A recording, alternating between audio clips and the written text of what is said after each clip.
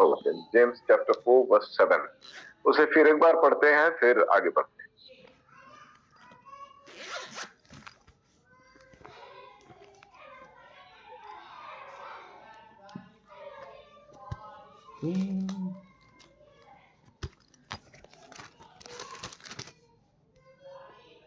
James 4 एक से पूरा पढ़ना है क्या?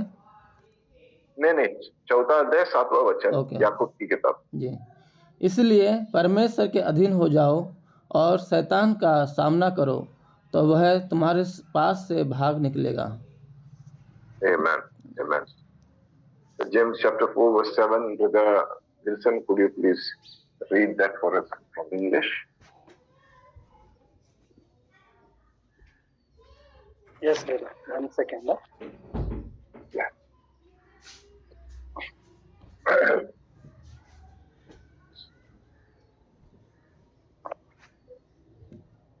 And 62.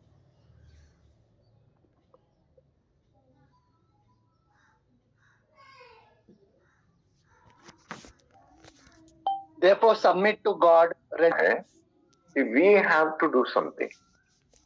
ये अपने आप नहीं होने वाला है।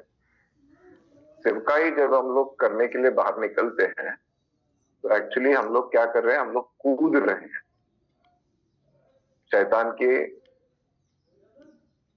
अंधियारे विश्व में, यहाँ पर बहुत गहन अंधेरा है। और दो चीजें हम लोगों को करनी है इसमें। पहली बात, हमें अपने आप को परमेश्वर के सुपुर्द करना, हवाले करना है। और दूसरा, शैतान को we have to resist the devil. First thing, submit to God. Second is resist the devil. कुछ चीजें अपने आप नहीं होती है, हमें कुछ करने के लिए कहा गया है। और पवित्र शास्त्र में बार बार हमें ही कुछ करने के लिए कहा गया है।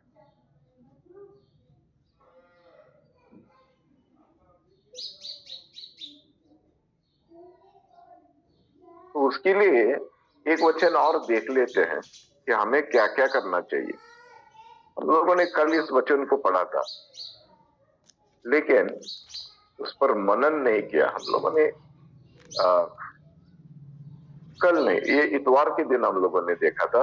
भाई विल्सन ने जो है इसके बारे में, एक भाई को जिसने प्रभु को ग्रहण किया, उसे बताया था। उसे हम लोग देखेंगे।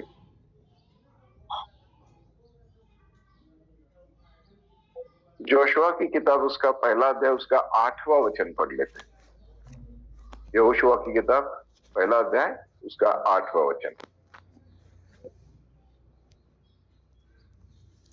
व्यवस्था की यह पुस्तक तेरे चित्त में कभी ना उतरने पाए, इसी में दिन रात ध्यान दिए रहना, इसलिए कि जो कुछ उसमें लिखा है उसके अनुसार करने की तू चौकसी करो, क्योंकि ऐसा ही करने से तेरे सब काम सफल होंगे और तू प्रभावशाली होगा।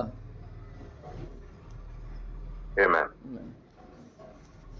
तो इसमें लिखा है, अंग्रेजी में जरा पढ़ लीजिएगा भाई साहब।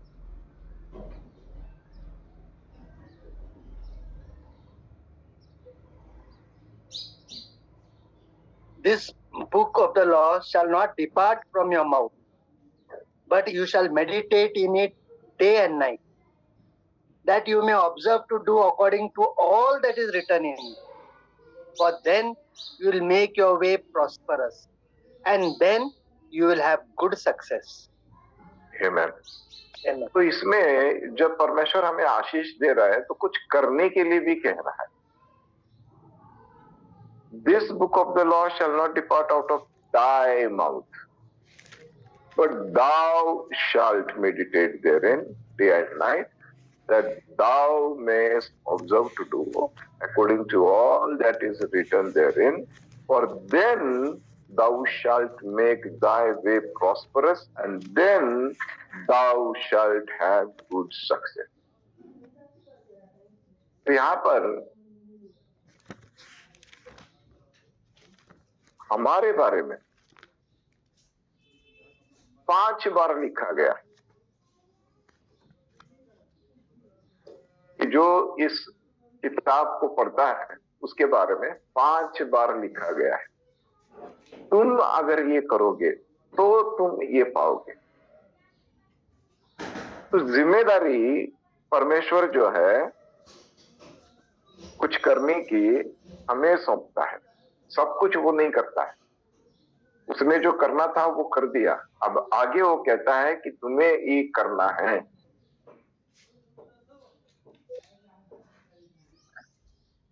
और जब तक हम लोग नहीं करेंगे तब तक हम लोग फलवंत नहीं होंगे, तब तक हम लोगों को जो फल है मिलना चाहिए, सेवकाई में हो, अपने व्यक्तिगत जीवन में हो, पारिवारिक जीवन में हो, चाहे समाज में हो, कहीं भी हो, हमें कुछ करने के लिए कहा गया है। थोड़ा सा आगे बढ़ते हैं, इस विचार को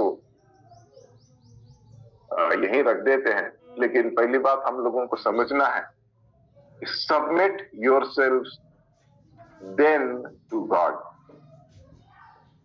resist the devil and he will flee from you।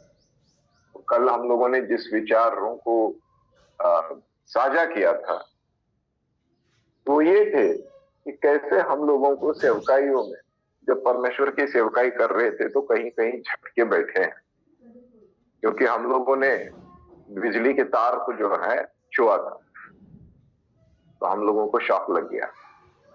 लेकिन उस शॉक से उभरने के लिए परमेश्वर ने रास्ता बना के रखा है, और उस रास्ते को अगर हम लोग खोजेंगे, उस पर चलेंगे तो हम लोग अपने आप को आजाद कर सकते हैं। थोड़ा सा आगे बढ़ते हैं, प्रेरितों के काम की किताब खोलते हैं, एक्ट्स चैप्टर 16 और 6 से 10 तक पढ़ते हैं। एक्ट्स 16 6 to 10, प्रेरितों के काम की किताब 16वां अध्याय 6 से लेकर 10 तक। वे फ्रूगिया और गलातिया प्रदेशों में से होकर गए, क्योंकि पवित्र आत्मा ने उन्हें एशिया में वचन सुनाने से मना किया। उन्होंने मूसिया के निकट पहुंचकर बितूनिया में जाना चाहा, परंतु यीशु की आत्मा ने उन्हें जाने ना दिया। अतः वे मूसिया से होकर त्रोआस में आए। वहाँ पौलुस ने रात को एक दर्शन देखा कि एक मकिदुनी पुरुष खड़ा हुआ उससे विनती करके कह रहा है, पार उतरकर मकिदुनिया में आ और हमारी सहायता कर। उसके यह दर्शन देखते ही हमने तुरंत मकिदुनिया जाना चाहा, यह समझकर कि परमेश्वर ने हमें उन्हें सुसमाचार सुनाने के लिए बुलाया है। कहाँ तक पढ़ना है? नहीं, 10 तक। Okay. Brother, could you please read for this? Now when they had gone to Phrygia and the region of Galatia, they were forbidden by the Holy Spirit to preach the word in Asia. After they had come to Mysia, they tried to go to Bithynia, but the Spirit did not permit them. So passing by Mysia, they came down to Troas, and a vision appeared to Paul in the night. A man of Macedonia stood and pleaded with him, saying, "Come over to Macedonia and help us." Now after he had seen the vision, immediately he sought to go to Macedonia, concluding that the Lord had called us to preach the gospel to them. Amen. Amen. Amen. तो हम लोग यहाँ पे देख रहे हैं कि कैसे पवित्र आत्मा ने जो है पौलुस को प्रेरितों के काम की किताब में रोका है। आगे चलकर देखते हैं पहले थेसलोनियों की किताब, उसका 2 अध्याय, उसका 18वां वचन। First Thessalonians chapter 2 verse 18।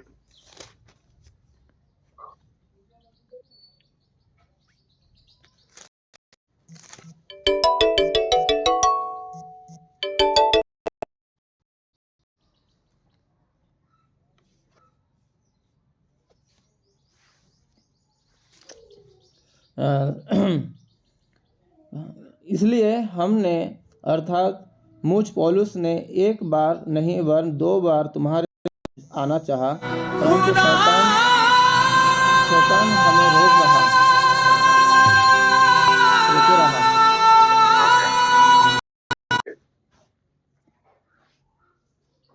Let first,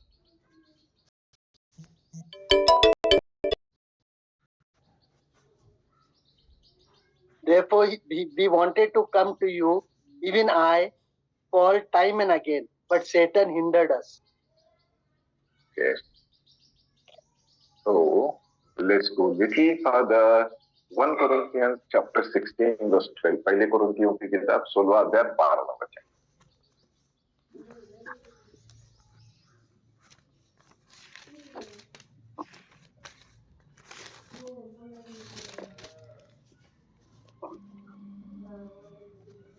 भाई अपुल्लोस से मैंने बहुत विनती की है कि तुम्हारे पास भाइयों के साथ जाएं, परंतु उसने इस समय जाने की कुछ भी इच्छा ना की, परंतु जब अवसर पाएगा तब आ जाएगा। आमीन। आमीन। कौन सा अध्याय बोले सर? जी पहले कुरिन्थियों की किताब 16 अध्याय उसका 12वां वचन। जी जी सर।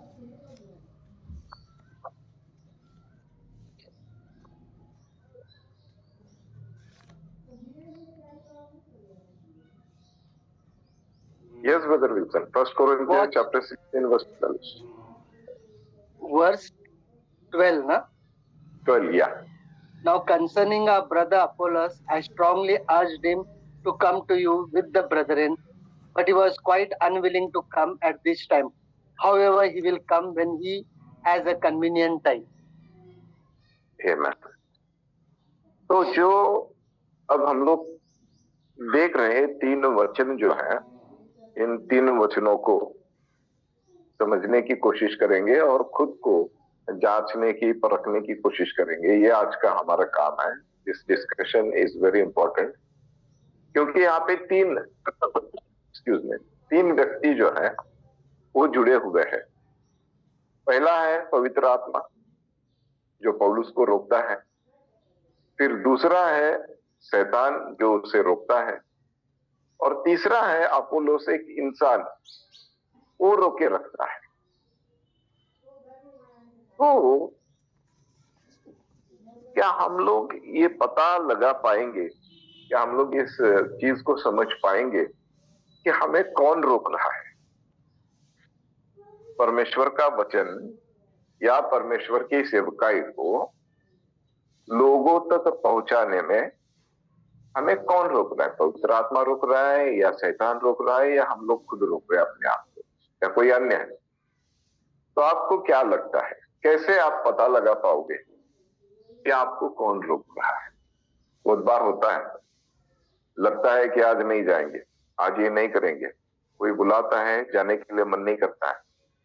क्यों? तो इसके बारे में हम लोग कैसे जांच करें?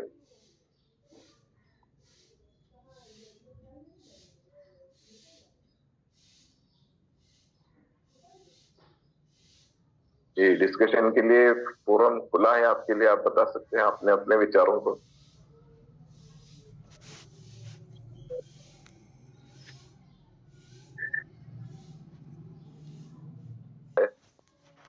और बहुत बार लोग जो हैं, सेवक हो या विश्वासी हो, कुछ चीजें करने से बचते हैं।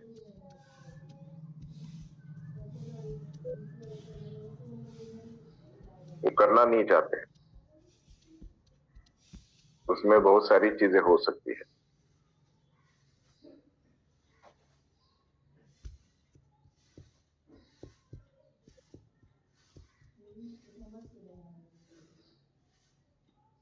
चलिए आगे बढ़ते हैं।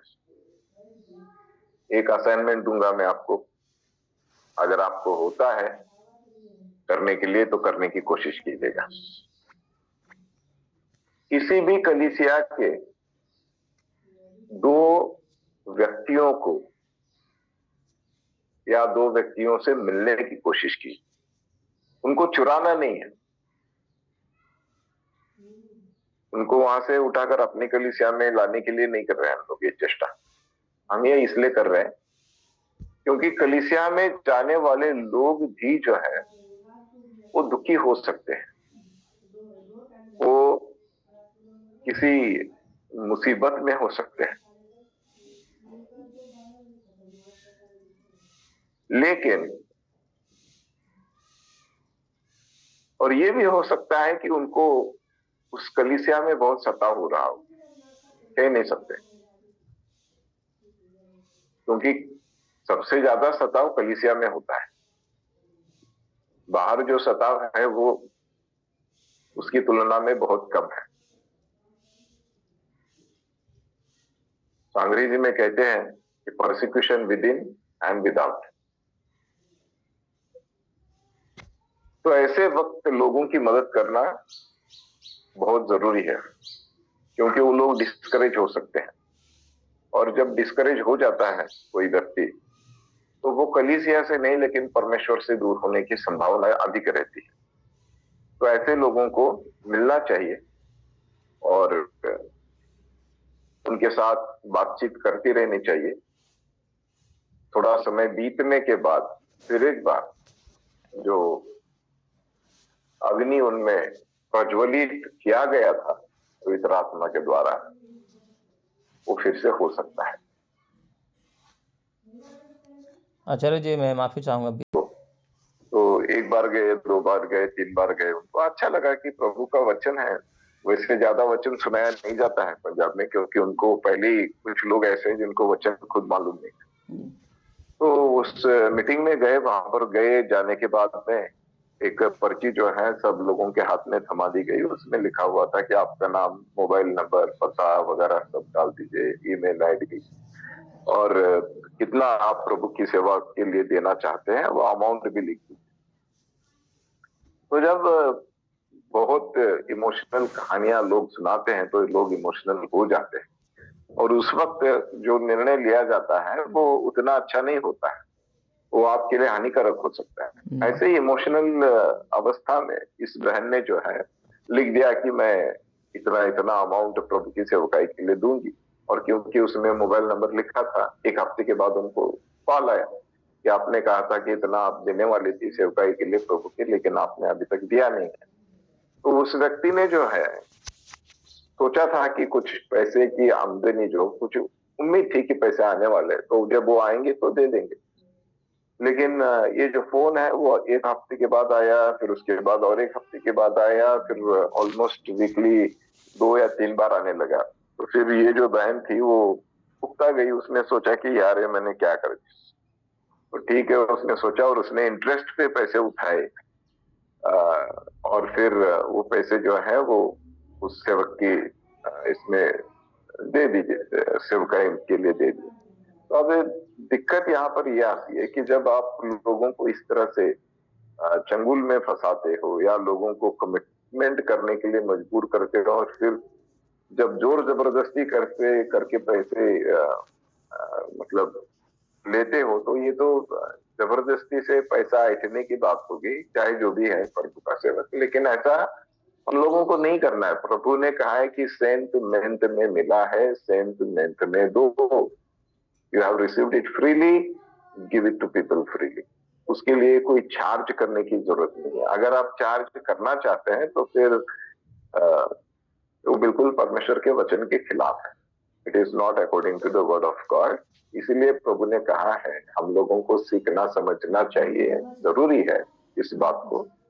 इन द लास्ट डे, आखिर के दिन में बहुत सारे लोग मेरे सामने आकर खड़े होंगे और कहेंगे कि हमने आपके नाम में ये किया, हमने आपके नाम में वो किया, लेकिन मैं उनसे कहूंगा कि मैं आपको जानता नहीं। ये इस सेवक है, ये इस कैटेगरी में जो लोग आते हैं उनको प्रभु कहेगा कि मैं जानता नहीं, क्योंकि उन्होंने ना तो लोगों की सेवा की है और ना ही लोगों को परमेश्वर की ओर बढ़ने के लिए या उसके साथ बने रहने के लिए कोई सहायता या मदद की है आत्मिक रीति से। तो ऐसे लोगों का जो हश्र होने वाला है उसके बारे में प्रभु ने पहले से ही बोल के रखा है, उनके बारे में पहले से ही भविष्यवाणी। तो हमें बहुत केयरफुल रहना है सेवकाई में।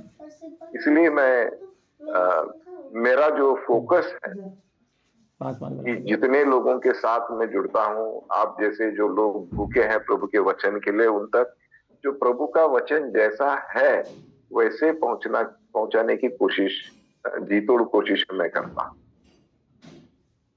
तो हमें ये देखना है, ऐसे लोगों के बारे में हम लोग केवल बात करने से उसका उपाय नहीं होगा। उपाय ये है कि ऐसे लोग जो इन लोगों के चंगुल में फंसे हैं उनको आजाद कराओ, उनको बताओ कि प्रभु आपको जिस चंगुल में आज फंसे हैं, ऐसे ही चंगुल में आप कभी और अन्य रास्तों के, अन्य जरिए से, अन्य माध्यम से फंसे हुए थे, वहां से छुड़ाने के लिए प्रभु आया है।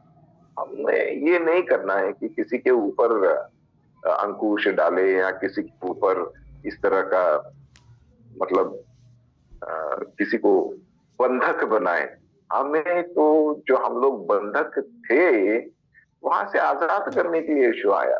और अगर हम लोग आजाद नहीं रह सकते या लोगों को नहीं रखेंगे तो फिर जो प्रभु ने काम किया वो तो काम पूरा नहीं होगा उन लोगों के जीवन।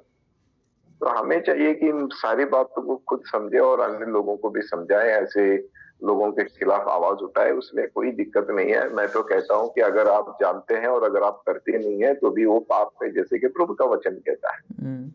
तो हमें करना चाहिए, इनिशिएटिव लेना चाहिए, ऐसे लोगों को उनको समझाना चाहिए। नहीं तो अन्य लीडर्स जो है उनके साथ बैठकर बातचीत करनी है, अन्य अगुवाओं के साथ, और ऐसी प्रैक्टिस जो है उसको बंद करनी चाहिए, क्योंकि इससे प्रभु का नाम खराब हो रहा है, मेरे पिता का नाम खराब हो रहा है। ये जिम्मेदारी का एहसास हमें होना चाहिए। और आचार्य जी, वहाँ उस चर्च में बहुत बड़े बड़े लोग का हाथ भी है, और मैं ये भी सुनने को मिला है वो लिंक जो है वो पास्टर बजिंदर सिंह के से लिंक है वो चर्च।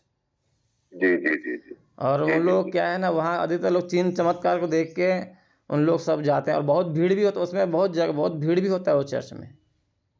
नहीं, होता है, हर जगह होता है। जहां पर चिन्ह चमत्कार होते हैं लोगों को पता नहीं है कि ये कैसे होते हैं, क्यों होते हैं, लेकिन लोग जो है, बहुत बार मैंने पंजाब में भी देखा है, बहुत बड़ी भीड़ इकट्ठी होती है चिन्ह चमत्कार के लिए, लेकिन जब उनकी जरूरत पूरी होती है तो वो कभी दिखाई नहीं देते हैं कलीसिया में।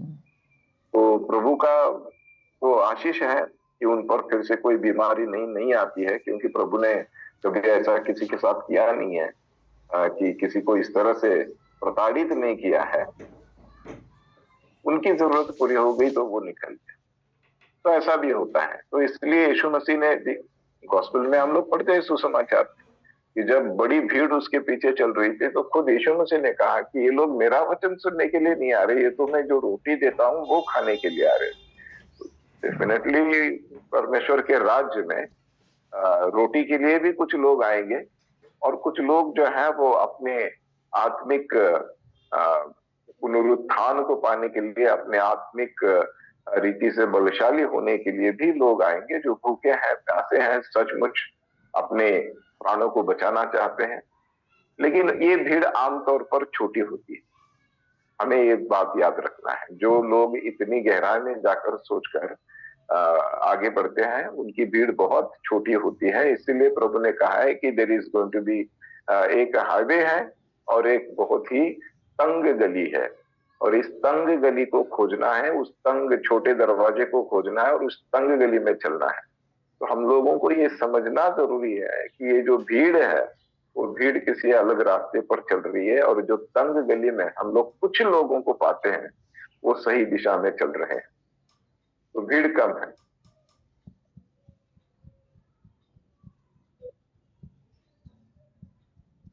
तो जो प्रभु ने हमको दिया है उनके बारे में चिंता हम लोगों को ज्यादा करनी है, क्योंकि वो लोग सही मार्ग पर चल रहे हैं, बस उनको और पुख्ता रीति से तैयार करना है, पुरजोर तरीकों को हम आजमा कर प्रभु के वचन से उनकी जो आत्मिक जरूरतें हैं उनको पूरा करने की कोशिश करनी चाहिए, ना कि उनकी शारीरिक जरूरत। उनके शरीर तो यही रहने वाला है, लोग जानते हैं। तो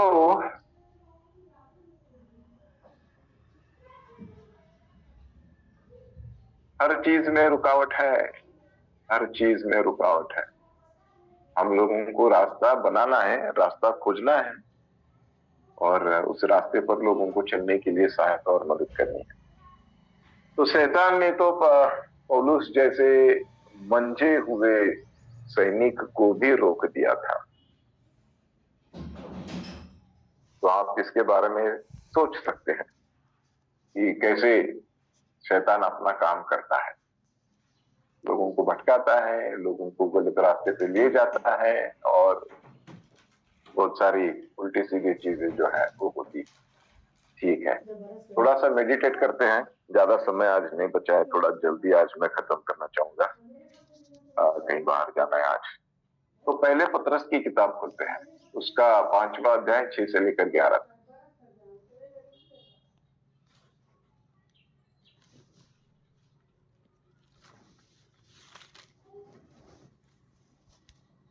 first Peter chapter 6, first Peter chapter 5 versus starting from 6 to 11।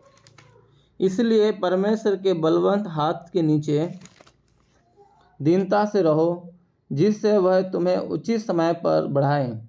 अपनी सारी चिंता उसी पर डाल दो, क्योंकि उसको तुम्हारा ध्यान है। सचेत हो और जागते रहो, क्योंकि तुम्हारा विरोधी शैतान गरजने वाले सिंह के समान इस खोज में रहता है कि किस को फाड़ खाए। विश्वास में दृढ़ होकर और यह जानकर उसका सामना करो कि तुम्हारे भाई जो संसार में हैं ऐसे ही दुख सह रहे हैं। अब परमेश्वर जो सारे अनुग्रह का दाता है, जिसने तुम्हें मसीह में अपनी संतान अनंत महिमा के लिए बुलाया, तुम्हारे थोड़ी देर तक दुख उठाने के बाद आप ही तुम्हें सिद्ध और स्थिर और बलवान करेगा। उसी का साम्राज्य युगानुयुग रहे, आमीन। मैंने ओके, यहाँ तक पढ़ना है, 12 पढ़ना है, 11 तक 11। Okay. Therefore, humble yourself under the mighty hand of God, that he may exalt you in due time, casting all your care upon him, for he cares for you. Be sober, be vigilant, because the adversary, the devil, walks about like a roaring lion, seeking whom he may devour. Resist him steadfast in the faith, knowing that the same brotherhood in the world. But may the God of grace, who called us to his eternal glory by Christ Jesus, after you have suffered a while, perfect, establish, strengthen, and settle you. To him be the glory and the dominion forever and ever. Amen. Amen, amen. Hallelujah.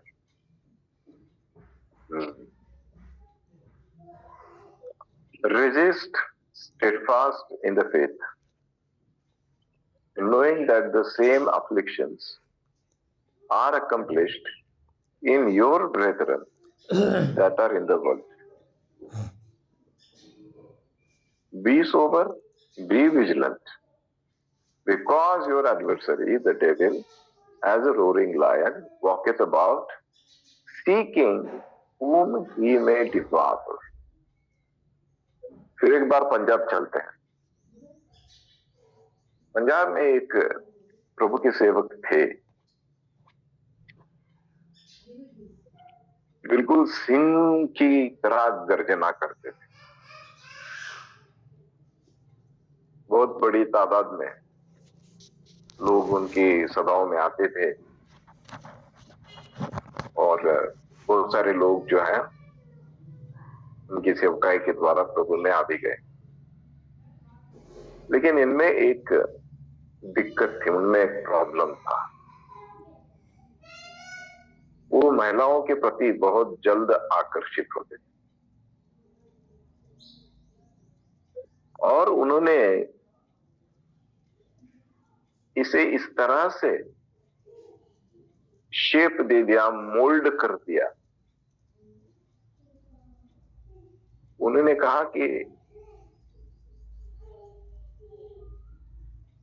क्योंकि मैं प्रभु का सेवक हूं तो आपको मेरी भी सेवा करनी चाहिए। ऐसे बहुत सारी महिलाओं से मैं मिला हूं पंजाब में, जिनके साथ इस परमेश्वर के सेवक के शारीरिक संबंध बने हुए थे। आज वो बहनें परमेश्वर की सेवकाई में है, परमेश्वर की सेवा कर रहे हैं, कुछ उनमें से कुछ पास्टर्स हैं।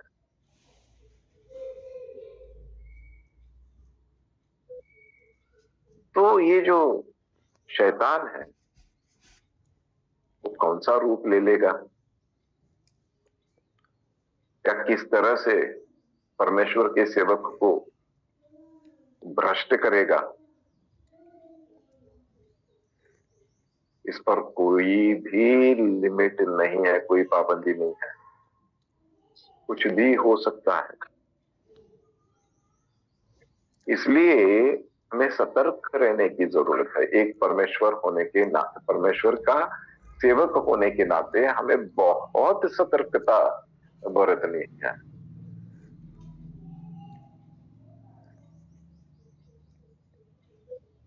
हर चीज में फूंक फूंक कर अपने कदम को आगे बढ़ाना है। इतना आसान नहीं है परमेश्वर की सेवा करना जितना कि हमको लगता है, या शायद हमसे कहा गया है कि ये बहुत आसान है, कर लो। ऐसा नहीं होता है, क्योंकि हमारी लड़ाई जो है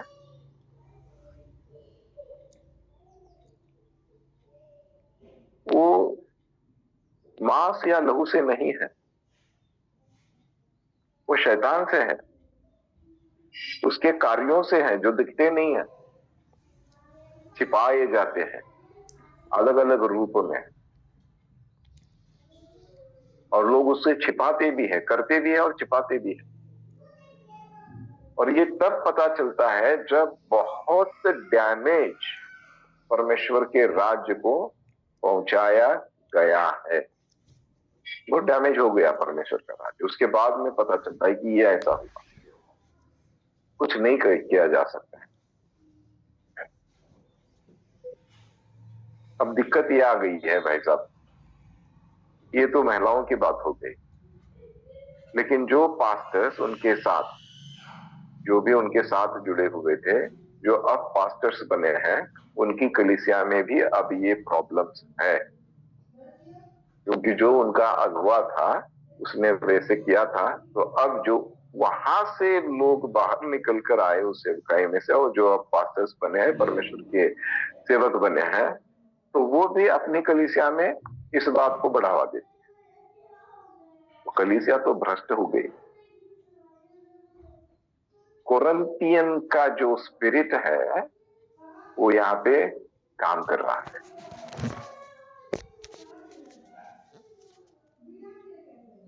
ये बहुत बड़ी दिक्कत का काम है, बहुत बड़ी दिक्कत का मामला।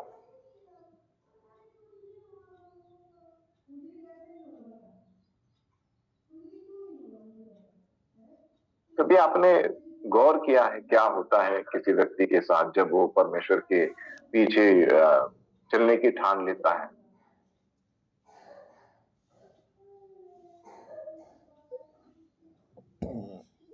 तो जो परिवार अपने खुद के धर्म के बारे में नहीं जानता है, वो अचानक एक्सपर्ट हो जाता है।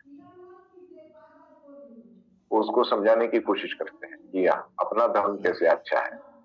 इसके पहले कभी धर्म के बारे में घर में चर्चा हुई ही नहीं थी, लेकिन जैसे ही कोई व्यक्ति ये कहता है कि मैं यीशु के पीछे चलना चाहता हूँ या मैं चल रहा हूँ, तो घर में जो है सब लोग एक्सपर्ट बन जाते हैं। या मसीह घर है, कोई अलग थोड़ा सा उसका विचार है, जैसे रोमन कैथोलिक है, या जेहोवाज विटनेस है, या सेवन डे एडवेंटिस्ट है, या मेन लाइन चर्च जैसे कि चर्च ऑफ नॉर्थ इंडिया है, प्रेस्बिटेरियन है, बैप्टिस्ट है। अगर आप यहाँ पर पानी से बपतिस्मा लेने और फिर पवित्र आत्मा से भरकर अन्य भाषा में बात करने की बात जब आप करेंगे, तो देखो एक सेकंड में इनके चेहरे के ऊपर जो एक हंसी थी, मुस्कान थी, वो चली जाती।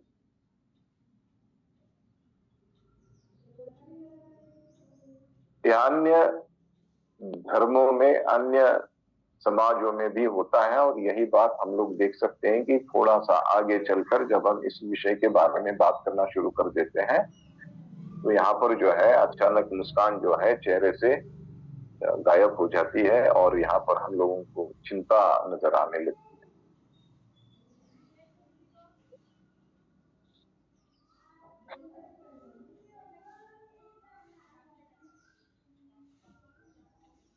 तो हम लोगों को ये समझना जरूरी है कि हर चीज में शैतान अपना जो काम है वो कहीं ना कहीं शुरू कर देता है। उसका काम करने का तरीका हर व्यक्ति के जीवन में अलग रीति से हो सकता है।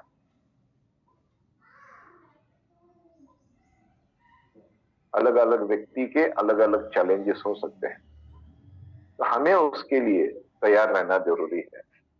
पहली बात हम लोगों को ये सीखना और समझना जरूरी है कि शैतान क्यों रोकना चाहता है, क्यों इन चीजों को आगे बढ़ने नहीं देना चाहता है। क्योंकि इन्हीं चीजों से उसका जो अंधकार का राज्य है उसे क्षति पहुंचने वाली है। तो वो उसे उस क्षति को रोकने के लिए पहले ही कुछ ऐसे कारनामे कर देता है जिसकी वजह से परमेश्वर का राज्य नहीं बढ़ता है, लेकिन परमेश्वर के राज्य के आड़ में उसका राज्य बढ़ रहा है और हम लोग उसको अनदेखा करते हैं।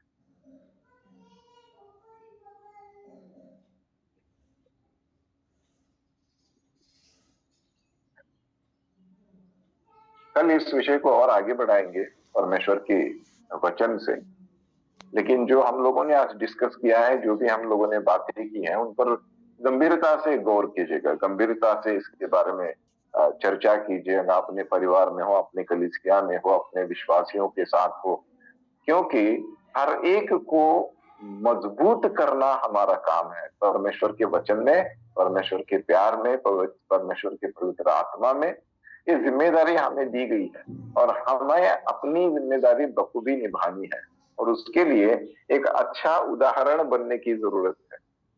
एक अच्छा व्यक्ति जो प्रभु के कारण परिपूर्ण हुआ है।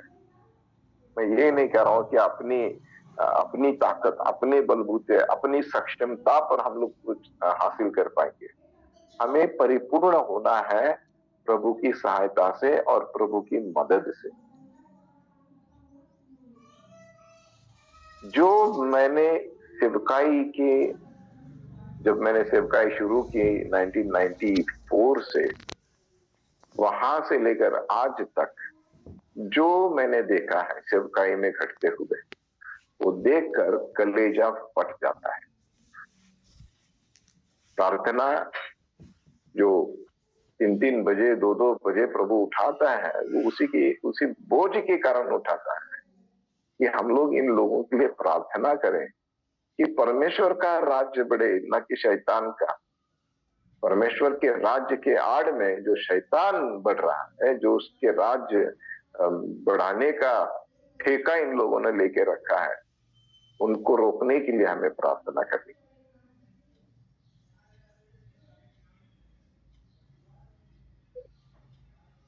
तो आज रुकते हैं यहीं पे। परमेश्वर का धन्यवाद हो। कोई सवाल, कोई आपके मन में कोई बात है तो जरूर इसके बारे में हम लोग चर्चा कर सकते हैं। आप सोचिएगा, विचार कीजिएगा गंभीरता से। कल जब हम लोग वापस आएंगे तो मैं और ज्यादा समय देने की कोशिश करूंगा।